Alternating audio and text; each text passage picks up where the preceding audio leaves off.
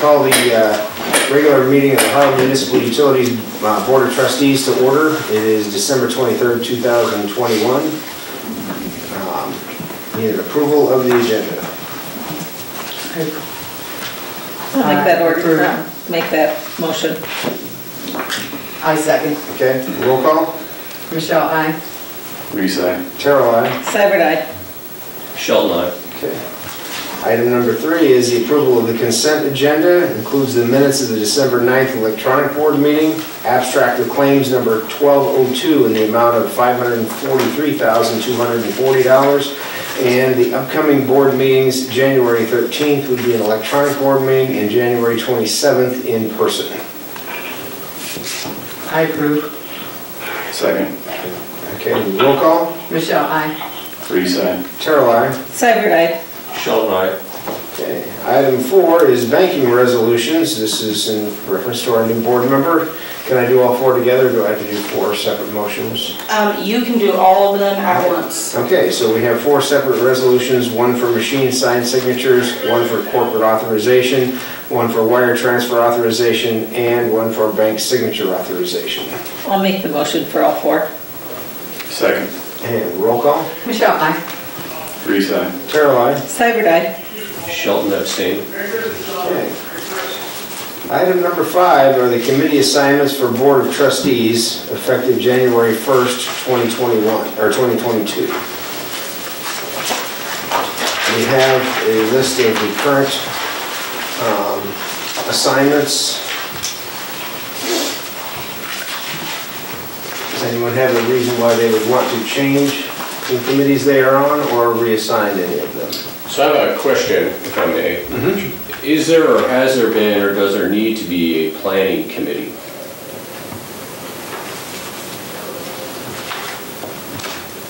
What would you entail this committee to be? So in order to get beyond just a budgetary annual committee in which most decisions are made within the year are not really able for the board to act upon and influence and shape, nor maybe sync with what the city is doing or what the county is doing, a planning committee that could then provide that input to, as it relates to utility growth, expansion, modernization.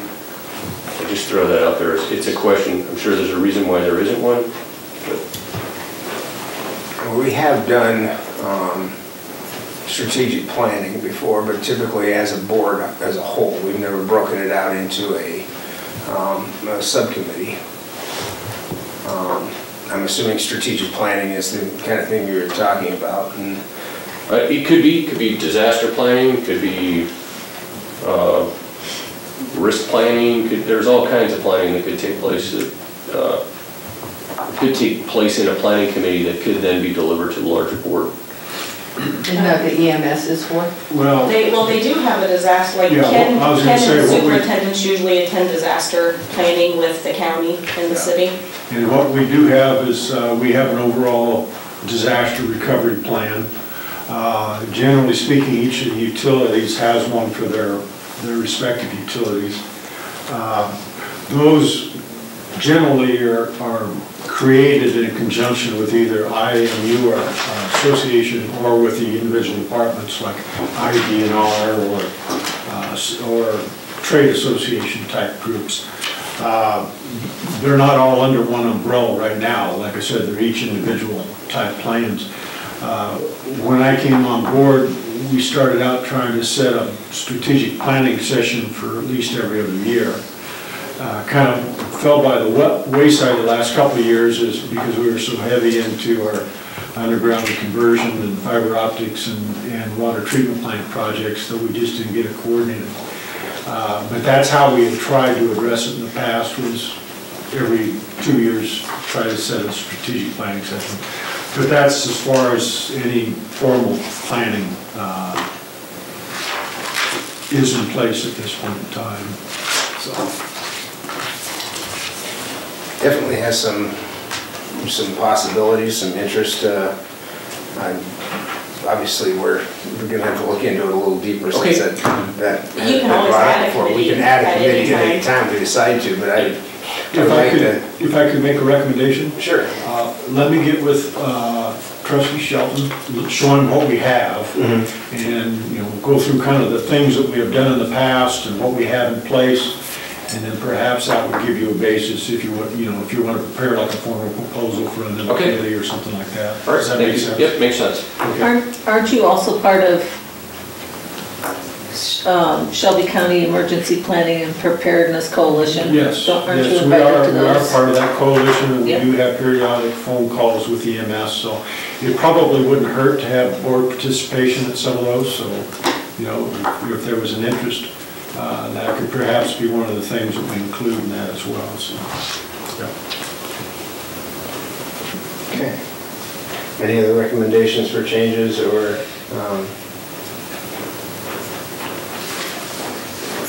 if not, I would entertain a motion to maintain the committees as is. So moved. I'll second that. Okay, roll call. Michelle, aye. Reese, aye. Terrell, aye. Cyber Guy. Shelton, aye. Item number 6, the election of officers for the Board of Trustees, effective January 1st. Currently, I am the chairperson and Randy Reese is the vice chairman. We were pushed into this position when, at midterm, when Connie resigned due to leaving the area. Since we hadn't fulfilled that entire year, it would be customary probably to carry on for the full term here unless someone has an overwhelming desire to take over for me here. Okay, that being said, I would entertain a motion to... I'll make that motion. Okay, I'll second that motion. all right. Roll call. Michelle, aye. Reese, aye. Terrell, aye. Cyber Guy. Shelton, aye. Okay. I noticed that nobody was missing for this meeting. So, item number 7, the Harlan to Avoca 69 kV line inspections. Okay, I will unmute Al Powers. okay, He's on the phone, and that way if you guys have any questions, he can respond. yep, he'll be able to Okay. respond. This is an item that's been hanging out there for a couple of years as far as maintenance goes. The 69 kV line between Avoca and Harlan is 40 years old. We've had some storm repairs that we've had to make on that line over the course of the last few years. The line is at the age where we should perform an inspection. That would be an inspection of the poles, inspection of the conductors, inspection of the connectors, grounding, everything like that.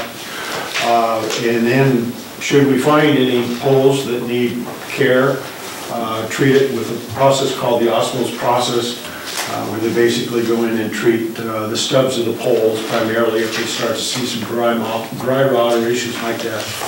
And then also replacement of any poles or conductors or connectors that they find during the inspection. P&E put together a projection for that whole line, anticipating that there would be a certain number of poles that would need replaced, certain number of connectors that would need replaced, based on experience, their experience with this. And the overall project came in a little over $1 million. The way that would be handled, if we decide to go ahead, is the recommendation would be to bond for that project, even though we have the operating reserves to do it. The recommendation would be to bond it, and the reason I say that is if we bond our transmission repair work, then we can claim it on our SPP attachment H filing, where we do our cost recoveries under our annual, as a transmission owner in SPP.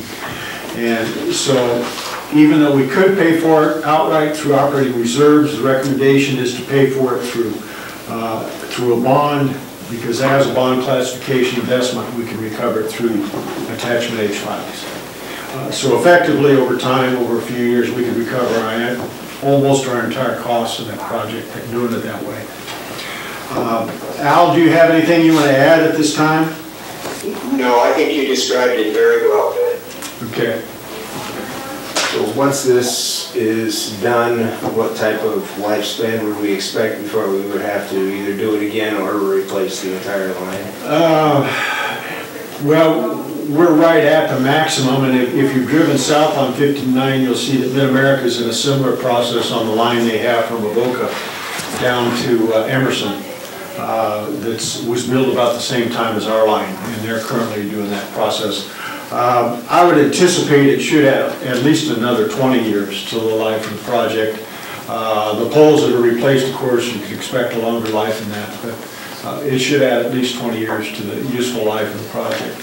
The other thing that will be done in conjunction with this is we have a section of line that is buried across from the airport, and it's never been determined whether that cable is in conduit or if it's just buried cable. And so the biggest piece of this would be to replace that section of line with conduit and new conductor, because if we had a fault right now, we would probably have to, number one, try to find the conductor, and then number two, we'd have to take outages and be out for a period of time while we rebuilt that segment of line. So I'm surprised that we don't know whether it's in conduit or not. yeah, I've heard from people at the airport that that line out there has enough concrete buried with it to build a small Hoover Dam. So there are people that were around, especially the airport people, that were familiar with what happened out there. I'm kind of curious. yeah. Well, part of the old practice in certain areas was, basically you would have a square section and you just pour the concrete around the conductor, versus having a conduit or anything like that. And it was mainly just to keep it stable so it didn't come up to the surface or anything like that. But we haven't been able to identify risers or anything on either end to really tell us. So there are no pull boxes on the ends? No. There's your indication. Conduit. Yeah. But that would be one section that we would be replacing as part of this project. And that's included in that price? Yes. So that sounds expensive. Yeah, it is. Al, did you have something that you wanted to add? Well, I was just going to say, let me say two things. I'd be a little more optimistic than Jana. I'd give it 30 to 40 years additional life, contingent on replacing poles as they are deteriorated. The conductor, we've seen conductor that's 50, 60, 70 years old and still in very good condition. Okay. So as far as the underground, there are some options on it. As Ken said, it really depends on exactly how it's installed. But there may be some options to extend the life without actually replacing the cable. And yes, I confirmed what somebody said there. It was common practice in that period to just pour a concrete cap above the cable to prevent dig-ins, but that didn't do anything in terms of enabling replacement of the cable, like putting it in conduit would. So this $582,000 and the $245 that's on this proposal, is that best case scenario or is it worst case scenario? In other words, what I see here in this proposal is it could be between $1 million, but it could be up to $4 million. Is that how it's proffered? In other words, they haven't done the inspection yet, correct? No, we haven't. So yeah, it's just an estimate at this time. Yeah. Based on past practice, what percentage of poles have to be replaced and that type of thing. So until we get into it, we won't really know for sure. So when the inspection is complete, it could come back to the board for a much higher. Yes. Okay. Yeah. And then we can make assumptions in what areas if we want to upgrade poles to metal poles or something like that. Right, yeah. We would go through the inspection process first, and then based on the inspection, we would come back to the board with the estimated for bidding for pole replacement. Any work on that line, we would bid out to contractors. We're just not equipped, equipment-wise, staffing-wise, or trucking, digger derricks or high rangers to do that kind of work. So is it your intent to do if you're going to do a bond issue, would you do the $1 or $4 million bond? If you propose that this would be? It would be a single bond, whatever the final number is after the inspection. Okay. We would bond for the cost, contractor installation plus materials. Okay. And that would also include the inspection costs. So right now, you're basically looking for a, Design analysis. Approval to move forward with the inspection part of it. all right, I'll make that motion. I'll second it. all right. Michelle, aye. Reese, aye. Terrell, aye. Cyber aye. Shelton, aye. On to item number 8, eyeglasses, safety glasses, and eye exam benefit. Taxable benefit versus gross up taxable. Okay, I'm going to let our administration professional address that. We, as you guys are all aware, probably not Jim yet, but there is a benefit for employees where upon hire or their very first initial, they do get reimbursed $75 for an eye exam and $250 for eyeglasses. And then that is for the full eye exam. And then after that, every other year, it's $250 for glasses and $75 for an eye exam. A couple of years ago, we found out through the city that this should be a taxable benefit. So luckily, we didn't have any in 2020 that used this benefit, but we did just recently have one employee use it and questioned why taxes came out of it, and they, of course, then didn't get the full $275 or full $75. So we thought we should bring it to the board to see if we should gross that up or if you want to leave it the same and just taking the taxes out. A reminder for the clothing allowance, we do gross that up so they get the straight $550.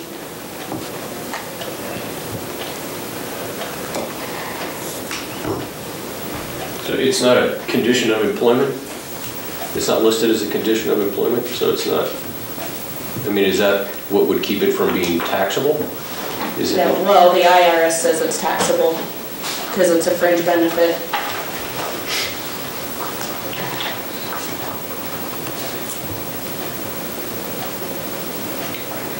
And is that That because? that just seems impossible to believe that an eye exam would be a fringe benefit. Well, is that because they pay for that portion of the insurance themselves? No, this has nothing to do with insurance. This is just a straight benefit. When the city had their audit a few years back, it was something that came up in their audit that those eye glasses and eye exams should be a taxable benefit. So is it, That's how I found out about it. does HMU pay the provider for these, or does the individual go out? The individual goes out and then they turn their receipt into us and get reimbursed. Yeah, so why can't HMU just pay for that and then it's no longer on the individual for being taxed for the? Well, it would still be a taxable benefit. Yeah, whether we pay it or whether they pay it. Yeah, it doesn't matter if we're paying the provider or if we're paying the employee, it's a taxable benefit. Even for safety, that's the part that's surprising. No, excuse me, you used the word safety. Safety glasses are not a taxable benefit, these are just eyeglasses. If they are actual safety glasses, that is not taxable. These are taxable because they're not a safety glass, they're just an eyeglass. Okay, so we have this benefit where we're providing them, okay. Because they're safety glasses, if an employee needs safety glasses that don't need to be prescription, we just provide those. Mhm. Those are not a taxable benefit because they're just provided as a safety. Right. Prescription safety glasses are, Prescription safety glasses, if they have the guards on them, are not taxable. Okay. If they have removable guards, they are taxable because they can use them for an everyday purpose. okay. How much are we talking, like, just trivial amount? I mean, all the money's important, but.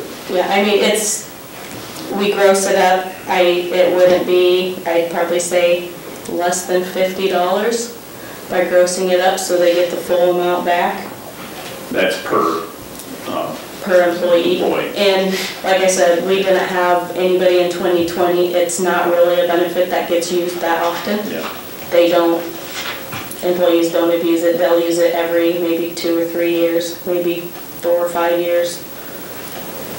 It's just we can't make that decision if it's grossed up, so we have to ask you guys. I mean, if it's a benefit, well, I'm still surprised that it's taxable, but if they say it is, it is. So I don't have a problem with. I verified it with our auditors too, because I wanted to make sure that both auditors were on the same page.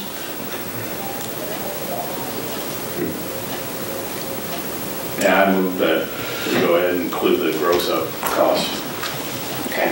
as part of the benefit for the I IRS. second. All right. Roll call. Michelle, I. Reese, aye. Terrell, aye. Souter, aye. Sheldon, I do have a question. Is this applicable to any other benefits that they're providing? Safety boots? That would be included in the clothing allowance. And we gross those up now. And part of that reason for the clothing allowance, that it is grossed up, or that it is taxable, is because like their jeans, they can wear them for everyday use. Their safety boots, they can wear them for everyday use unless they leave them here. Because the city even has to have reflective stripes on their jeans, and they were told that those had to be taxable, even though they would never wear them for everyday use. Yeah. I've dealt with auditors before, and I'm not sure that, I believe what they've provided us, but at some point you've got to.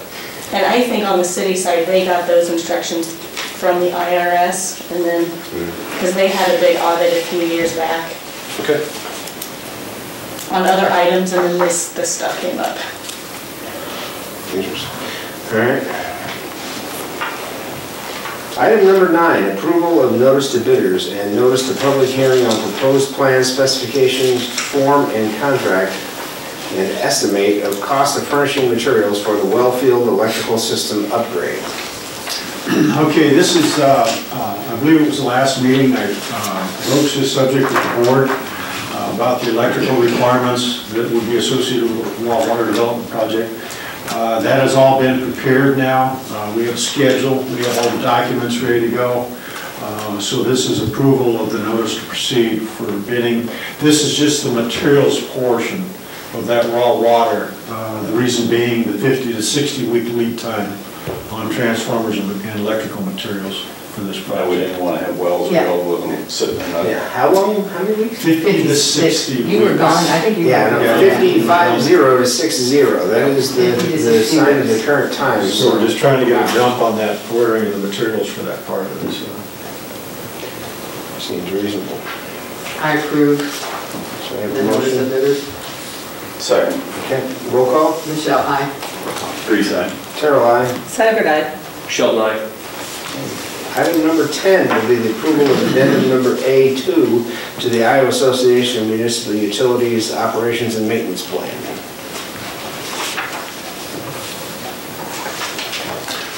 This is just a update to the plan that is prepared through the Iowa Municipal Utilities for our O&M plan for the gas utility, natural gas services. And the reason that comes to the board for approval is because they ask that the boards approve it. And they, the IAU.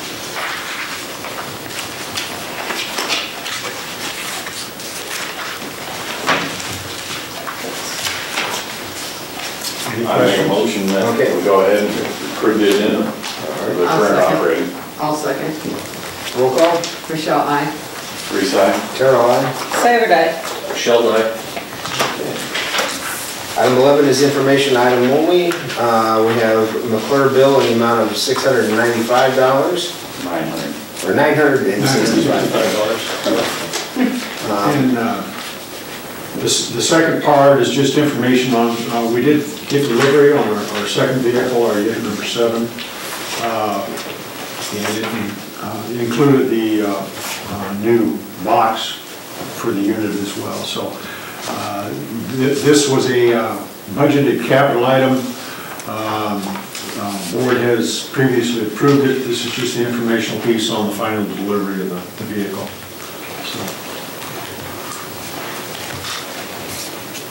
How far out did you have to order that? They were actually ordered last year, so it was a carryover from a prior year, so. I know we're looking at a new ambulance, and they're telling us 6 to 8 months before we'll get the chassis. Yep. So order it and get in line is what they told us. Yep. And item C on that was Darwin Gessert's retirement and interim structure. Yes. What we're looking at in this regard, Dar's official retirement day was today. We had his coffee yesterday afternoon. And what we have done for the interim is we issued a memo to staff. A copy was included in our package. Yeah. And basically what we're doing is making the electric, gas, and water working foreman responsible for the day-to-day activities of their respective utility services. So they will review timesheets, training requests, all that type of thing, forward it to either Jim, to the Director of Administration, or myself for approval. And then they'll also be responsible for reviewing any materials requests, purchases like we occasionally have to run at the hardware store or something like that. So they would be acting as acting superintendents during the interim process. And the interim structure, just for the board's information, is that we are proposing, there'll be a proposed reorganization plan that goes with some of these changes. And we're waiting on final word from our HR attorney. But the plan is at some point we would go into session with the board to discuss and consider options for a new staffing and a reorganization plan for the utility.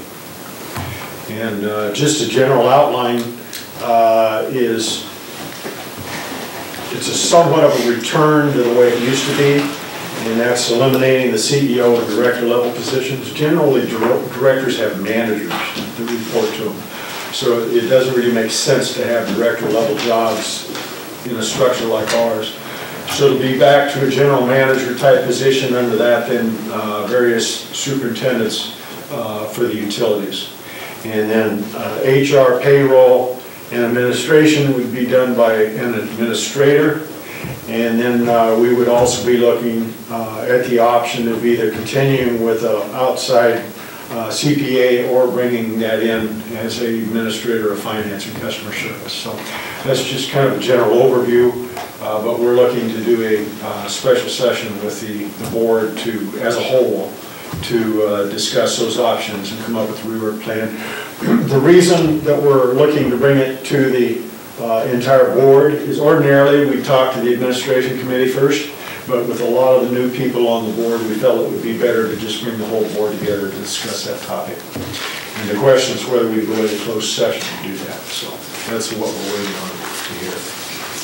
Otherwise, if that's not feasible, then what I would do is go ahead and make the recommendations to the board and we discuss it in open session. So. One question, I guess, is DAR monitored or had a lot to do with the commodity part of it, the gas pricing and all of that, and demand and stuff. Sure. We'll take that on. Colburn's doing that on the interim basis, Colburn Warner. Okay. He's been working with DAR for these last few months to get comfortable with that. And then also, I'll forward the board a copy of a letter that was sent to one of our larger interruptible customers, basically putting them on notice with regard to changes and how billings and imbalance fees and other penalties and charges would be applied to their bills in the future. So. And also on the commodity side, to make you maybe feel a little more comfortable, I did work on that gas side before Dar was hired as the director.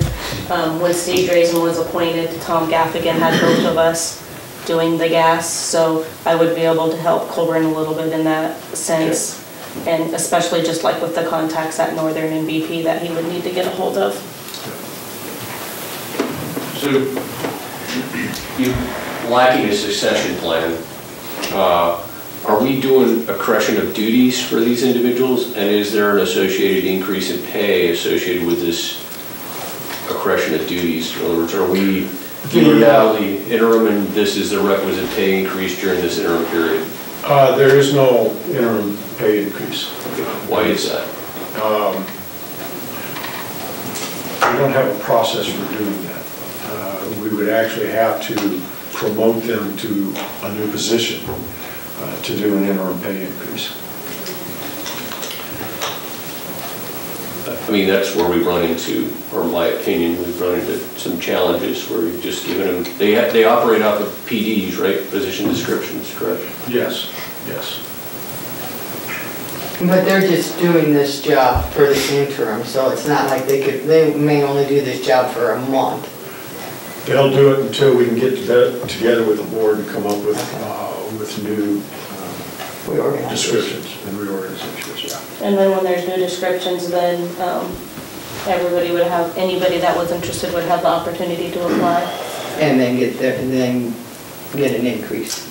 Yeah. But I mean, you guys as a board, you could. I mean, just like if somebody would leave my work and we'd have a position open, and if we had to do that job, we would still do that job and not get an increase until Somebody was promoted. somebody was promoted, yeah. Yeah, so what that does, though, it cloaks labor execution, which then goes and cuts further into your labor budget later on. It also creates a liability issue in which you now have somebody performing a job that they're not, it's not in their position description to perform. So they're state employees, correct? Sort of? City employees. City employees, right? So I think whether the process exists, maybe we need, because we have some big gaps coming at us, right? And I think probably we need to at least have a discussion, or the admin HR committee needs to have a discussion about that. We can bring that up when our HR attorney calls us back and express that concern and get some direction from her. Yeah, because your other obstacle will be is that the foreman positions are union positions, the director positions are not. Right, yeah, so I think it's easy to just, people will do what they're asked to do, right, because they're team players, but then what do you do to protect the institution or the organization later, so. Yeah. And protect the employee. Sure, yeah. We'll follow up on that concern with our attorney, HR attorney. But that's the other reason we're trying to get this reorg done as quickly as we can so that we can formalize that. This special session that you're suggesting, or potentially suggesting with the board to look at this new structure, what kind of time frame do you have on that? Probably shortly after the first year, at a minimum by probably mid-January. Sounds like sooner than better would be appropriate. We have known Dar was retiring for some time. Right, So it would right. seem prudent to get this done quickly.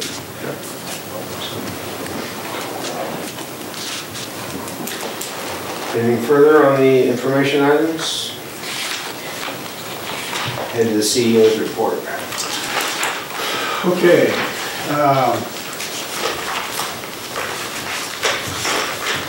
We had our all hands yesterday morning at 7:30 and went through the agenda items and had conversations with staff. And staff did, a couple of people did express concerns about the future of the telecom utility and what the status is going forward, what the intentions are going forward.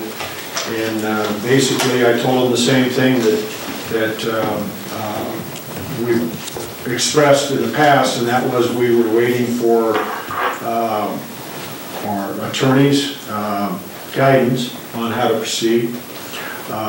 We did finally get an email from the attorney at 2:29 this afternoon, and the interim guidance is that the process, well, first of all, let me back up. The interim guidance is that any discussion we have regarding the status and future of the telecom has to occur in open session. So we had kicked around different ideas, and the one that appears to surface is that we will call a special meeting, open to the public, where we would openly discuss the the future of the telecom utility. And the attorney says that that would be a requirement under Iowa code that it has to occur open session. That's for discussion of board input on where they believe the future is for the telecom utility. With regard to any intention to sell, if at some point the board were to determine they wanted to sell the utility, it would have to be done through a solicitation open bid process. So in other words, we would have to come up with some type of request for proposals, put in certain specifications, stipulate limitations on facilities, etc., and then solicit open bidding on that proposal. So that would be the process should we arrive at that point. But the employees' concerns were expressed about what their future would be, and I really didn't have an answer for them at that point. But they wanted me to express their concerns to the board, and so that's what I agreed that I would do. The other conversations I have, if I can get through a couple of other updates quick and then get back to the telecom, is that acceptable? Okay. And I just want to let you guys aware, if you hear any comments, we lost connection, the Zoom connection, so anybody that is trying to follow along online is not able to right now. So. Did we record who actually was online?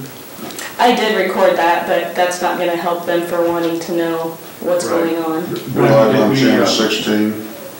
Did we now they can't find indicate who it was though, that was online? Well, yeah, I have a list of who was online. Oh. I'm just saying we lost connection. Our meeting's gone. All right. Anyway, one item, kudos for Jonathan. He's been doing a real good job for us. He cleaned up some stuff on channel 14. And, we had an expression from a customer that appreciated that, library director. We had a new employee that started December 6th, Matthew Burney. He started in the water department. I think we had talked about a new employee coming on board, but I don't believe we said who it was yet. So that's it. Anniversaries, Patty Burrell's anniversary was December 2nd. She started in 2013. Sean Bates was the 14th of December. He started in 2020. Troy Doonan started December 15th of 2008. Donald Cody started 12/18 of 2006. He's now a 15-year employee. And Kevin Music started 12/29 of 2010. For the board's information, we did receive our C-band funds. So on December 22nd, we deposited $232,843 to Telecom. Finally. Finally. So, how long have we been waiting for those? Quite a while. And we are proceeding with our conversions. And then once we get all the new satellite receivers and everything turned up, then we will still have to install some filters on our satellite dishes. But that will help the telecom utility significantly. So the other item, COVID FEMA, we received 75% of the monies that we had filed for recovery through FEMA for COVID expenses, cleaning, materials, PPE, that type of stuff. And the total was $88.45, is that correct, Jennifer? And then we received 75% of that. Right? Yeah, I didn't write the total down. And then we'll receive the remaining 25% when that project closes. Another item of interest, we did receive our construction permit for the water portion of the piping in the Welfield from the DNR. That was issued on, let me see the date here, November 30th. So we have our permit now for our Welfield, so as soon as we get the financing finalized, we can go out and put bids up for the financing. The other item is that we received our timetable from McClure for our chemical additive schedule. That was a requirement where they had changed the chemical. One of the chemicals used at the water plant years back and had never filed the appropriate documentation. So the timeline is October 28th of 2021, we gave the contract to McClure. April 1 of 2022, we'll put out the draft report for public comment, and then we hope to be able to submit a final report to the DNR on May 9th of 2022. And that's with regard, that was something that showed up on our NPDES permit that we had to go through that process for that chemical change, which I believe it was actually made shortly after the plant started up. But anyway, it was some old business had to be cleaned up. Other items will be during the budget process. We'll be talking about maintenance on our clear well. We have current estimates of roughly, I believe it's $8,000 for divers to do the interior cleanup of the clear well, and then the deferred maintenance goes to show what happens when you don't do things on a timely basis. Deferred maintenance on the clear well, which we believe is about 10 years old, is $48,000 on the concrete clear well. So that'll be new concrete treatment and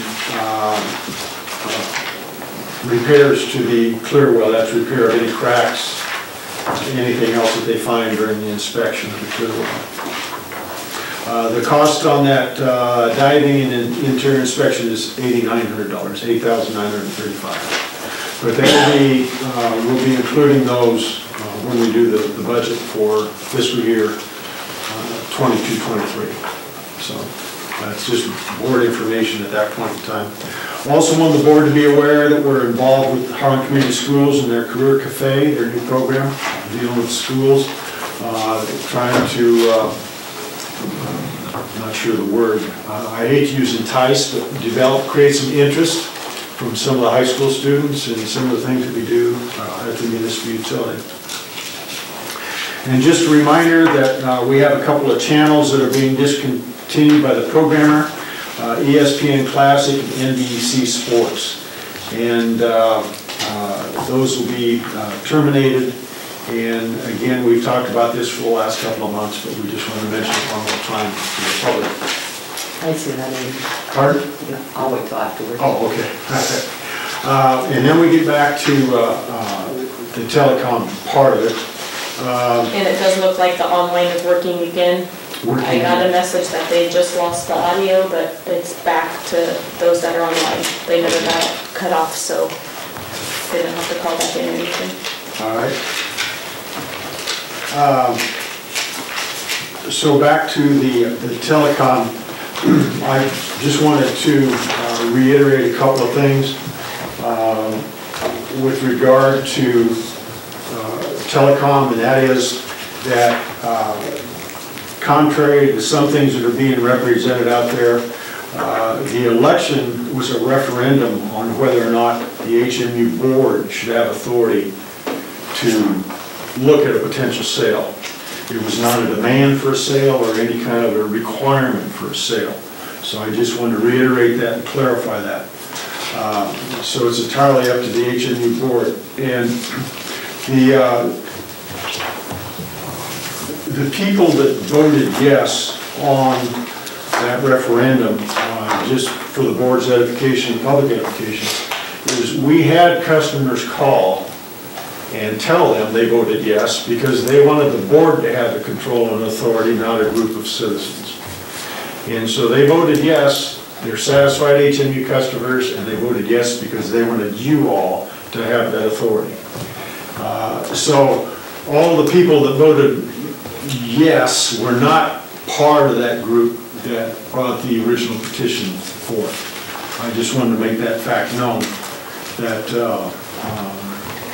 that was brought to our attention, and I wanted to express that fact. A couple of the other things with regard to the sale, or potential sale that the board needs to be made aware of, the public needs to be aware of, and that is that in the short attorney summary that we received this afternoon, there were a couple of things that we've never had to look at or consider before, but should the HMU just running a what-if scenario. But should HMU at some point decide to sell the utility, the telecom utility, we could jeopardize our tax-exempt status of the electric utility if we leased fiber capacity to a third party. That's a big issue. And another one that comes about is that they are still researching the potential tax liabilities we would have if we were to sell the telecom utility. So those are things that we haven't talked about before, things that haven't been taken into consideration, but those could be significant financial impacts of disposing of the telecom utility. And the fiber belongs to the Electric utility, yes. We could jeopardize that utility's tax exempt status if we lease capacity to an independent third party. We lease dark fiber now. To our own municipal. But the municipal operates as a nonprofit.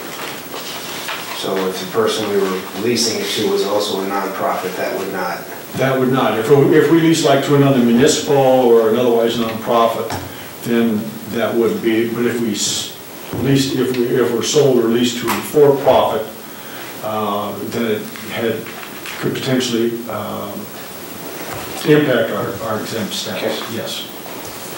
A couple of the other items, just for clarification, although legally the attorney made a statement that a minimum value was basically the debt, 1.9 million. The thing to remember is that the appraisers both came in at an average of 3.1 million as that value. So we had the 1.9 million for debt, 750,000 for the value of the assets. That's an appreciated value of the assets. And then the remainder was for business. And when in the research that I've done with regard to recent mergers and acquisitions in this Midwest territory, the going price for mergers and acquisitions is between $2,250 and $2,500 per sub. So in other words, it's priced based on subscribers. And so with our 1,520 or 1,530 subscribers, that would price the utility somewhere between $3.5 and $3.8 million. So just again, information for the board's edification in that regard. When we eventually get to our open meeting to discuss the telecom utility. A couple of other items that have come up.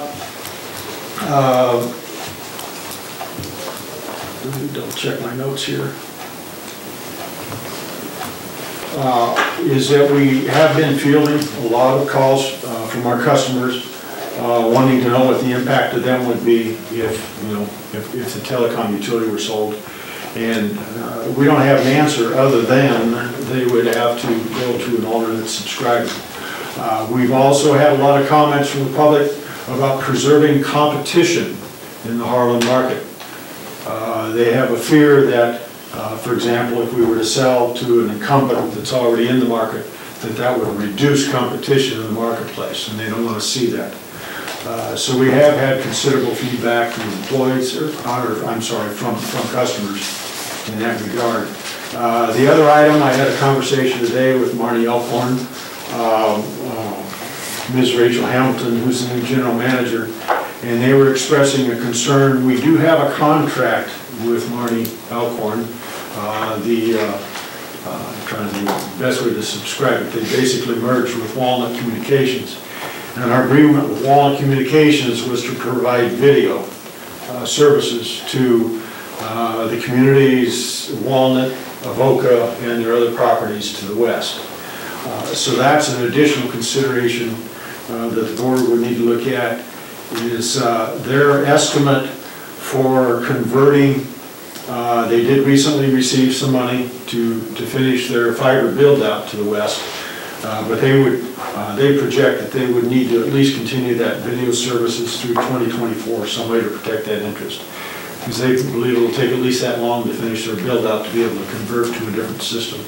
So there's a lot of extenuating circumstances, a lot of things that need to be discussed and considered. by the board before we ever got to the point of potentially looking at a sale. So I just wanted to bring that up for general discussion. Any questions? Comments? Yes. Yeah, I do have a question. Okay. So you mentioned clarification of the ballot. So can we get a copy of what was actually put on the ballot for clarification? In other words, Sure, we can provide you with that. because It was a referendum whether to give or grant the authority to the HMU Board of Trustees to make any decision or determination whether to proceed with the sale. yeah, the exact verbiage would be nice to be Yeah, able to we'll get understand you what the exactly the citizens voted for. Yeah. Because this department was brought in by a vote, it had to be, in order to do anything with it, a vote had to be done. And since there hadn't been a specific plan in which to let it go, there was no reason to put the vote. Then there was a petition put up, the city allowed that to go through and the vote was taken. And here we are as the board now, we have it in our court. And I personally feel that we have a responsibility to look at all of our options regardless of what the final outcome might be from it. That is our responsibility as a board, particularly when the voters have voted, and I have no way of knowing what those voters' intentions were, and there's no way to determine that. So the only thing we can do is look at the outcome, and the outcome says that we have the authority to make a change or to potentially facilitate a change, and it's our responsibility to look at the pros and cons of that and make an intelligent decision. That's my opinion. And in order to do that, it sounds like we're heading towards a special session, which is my next question is, do we have a time frame on when you would like to do that? No, what we will do is, the first step is our Director of Administration will send out a potential list of dates that we'll come up with to see who's available when on the board. And then we would have to advertise those dates for a special meeting. And, I don't know what we would end up with, whether it would be a day meeting, an evening meeting, I don't know at this point in time. So then you also have people that are in the age group of 70 to 90 that were confused about the vote. Well, that's for the special meeting. But then how many 70 to 90-year-old people are you going to get to come in here with the variant going? A special meeting of this A special meeting is for us. A special meeting of something like this would normally probably be held at the same 4 o'clock time frame. Yeah. Usually our noon meetings are just something that's pretty cut and dry. Committee. We need to do it for bonding or for financing or something simple that you just have to have a vote for. Something of this. This is such a hot topic right now that dragging it on does not seem prudent at all. So the sooner we can get that scheduled, the better. Right. So. Yes. No, we will. And it'll be televised, we'll have the Zoom option. But there sounds like there's a lot of attorney involvement that's going to have to go through too. Yeah, we just received the attorney's opinion this afternoon. We haven't reviewed it all yet, so we have to go through that, and then he'll outline a process that we'll have to go through. He'll outline a notification, meeting scheduling process we'll have to go through, so we'll have to follow up on that. I think the intent behind the special session, not to jump ahead, is really the does or doesn't HMU want to compete to offer services in the telecommunication realm. And that goes to the board, and then all the rest of it is all tertiary. Then we get into can we, should we, how do we, who would be, all that, can they, I think there's got to be all the facts need to come in. Referendum's been voted upon, given us authority, I think. We just sit down and go whether or not it makes a prudent business decision, whether it returns investment to the, better provide service to the customer, better provide service to the community, and then go from there. I don't think we should be getting too far out ahead of ourselves where we get into tax issues or lease issues, or you have to make the first decision in order to kind of have subsequent information brought in. So Agreed, and that's why we need to do this as quickly as we can. Yep. So, okay. that is all that I have. Unless you have any questions or Nope. concerns, comments? Questions from the board? Questions from anyone else? Anybody online have any questions? Doesn't look like it. There's not, so we are adjourned. Thank you. Everyone have a happy new year.